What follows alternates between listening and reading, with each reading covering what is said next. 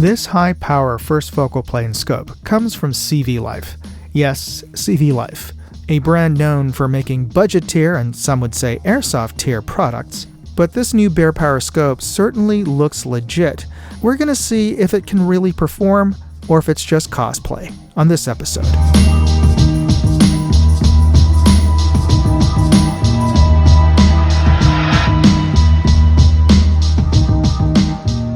Don't worry, I'm not going to make you watch a typical unboxing where I'm fumbling around unwrapping the contents of this box.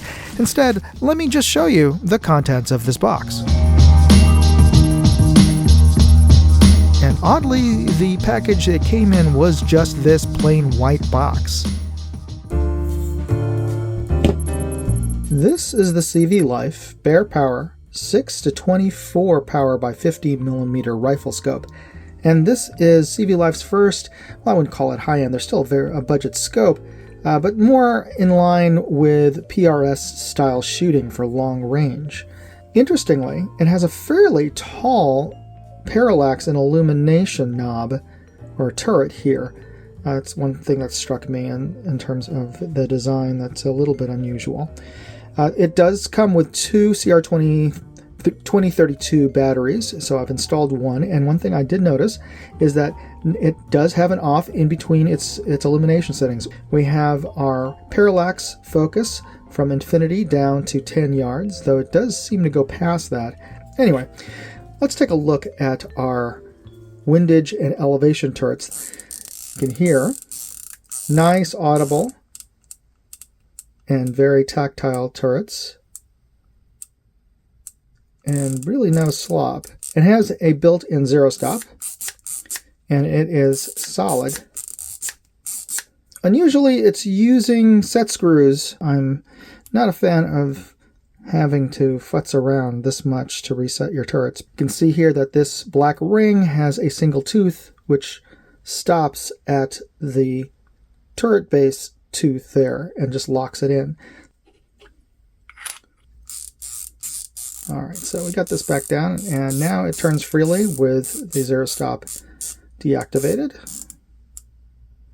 And there's no locking on this, but thankfully there is a locking windage turret. So it's the lift to unlock. And that's pretty loud and tactile.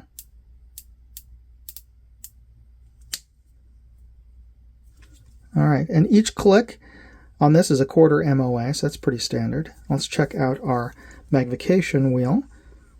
Not too stiff. It was a little stiffer when I first got it out of the box, but it's loosened up quite a bit. So this turns nicely. That I don't really even need the throw lever, though I'm thankful it did include a screw and throw lever here. There's a little bit of grit right around there. I wouldn't say it's not butter smooth. It's smooth enough. And our ocular, or diopter focus, not bad. I also want to mention that the scope does come with these rings, and just looking at them, I'm going to say they're a step up from your typical cheapy budget rings. They do have recoil lugs at the base, so that's a welcome addition for those of you with Magnum cartridges. And it does use Torx screws rather than regular hex screws. But some of the fit and finish isn't quite there. You can see that here. But since it came with it, I'm going to install it onto the scope for our testing out at the range. We are looking through the CVLife Bearpower scope at its lowest power setting of 6 to get our best overall image through the glass in terms of brightness, color, and contrast. And you can compare the color of the sky inside of the scope to that outside of the scope, just to get a general sense of any color shifting as well as comparative brightness. Because as we bring up the magnification to 12, we can see if there's any shift in color or brightness. And I'm seeing a little bit of chromatic aberration in the tree line there, as it in those tree trunks and the branches, the darker branches against the sky there. You can see a little bit of a purple fringe.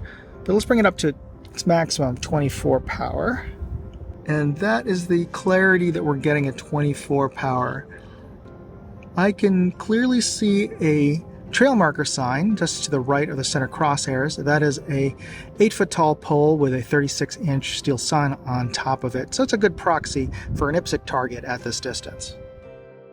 So I moved the scope over to the darkest shaded area of this tree 50 yards away, and pardon me, the camera just couldn't focus on the reticle. But as you can see, it's not daylight bright, even at maximum illumination. And with my hand in front of the bell, you can see that the center cruciform is illuminated. There's a very faint illumination on the rest of the Christmas tree. All right, next let's take it out to the range. And I've set up some reference targets, and while I'm walking back to the benches, do me a favor, hit the like, subscribe, and notification bell buttons right now. It just takes a second. And I'll get set up at the 100-yard bench. We are looking through the CVLife Bearpower at its lowest power of 6 at our reference targets downrange at 100 yards.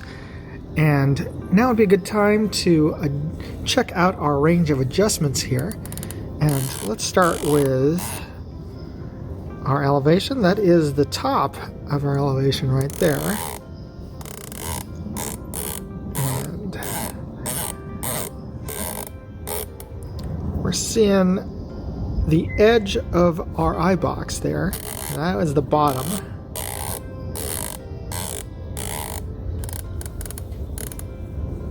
Okay, and let's check our windage out. We unlock that. And that is our rightmost limit.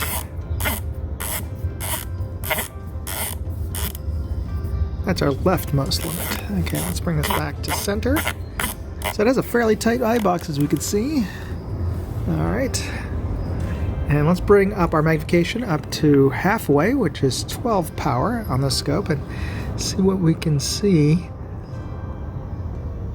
And now let's bring it up to our maximum of 24. All right, let's do our box test from here. I'm going to do a full rotation on our elevation. And actually, full rotation is as far as we can go on that. And a full rotation on our windage. And then back on our elevation.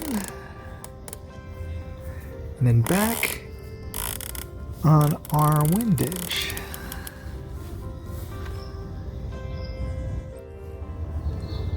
All right, we're going to do our turret abuse test, or torture test, coined by my buddy Cyclops Joe as the nipple twister.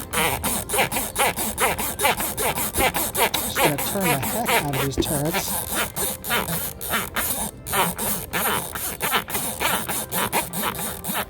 And then we're going to bring them back to their original 0 as far as the turrets are concerned. And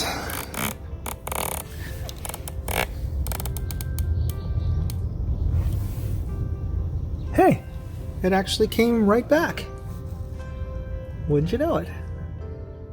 Now let's take a look at its overall image quality at maximum magnification. At 24 power, there's a significant drop in brightness and detail. There's an overall muddy cast to our image. You can see the color shift and loss in intensity and contrast in our color reference chart on the top left. There's also notable chromatic aberration. That's the purple fringe you're seeing at the outer edge of the target board. Despite this, looking at the paper target on the bottom left, I can make out bullet holes on the reactive sticker target, but I can also faintly see the two .22 caliber holes below that sticker target. In the U.S. Air Force optical resolution chart on the bottom right, I can make out both horizontal and vertical lines down to element 1 in group -1. And of course, at the range, supervised, I conducted live fire tests with the scope on my 5.56 AR. I was able to hit my 100-yard targets accurately, but more importantly, it held 0 throughout the entire night and quite a few mags.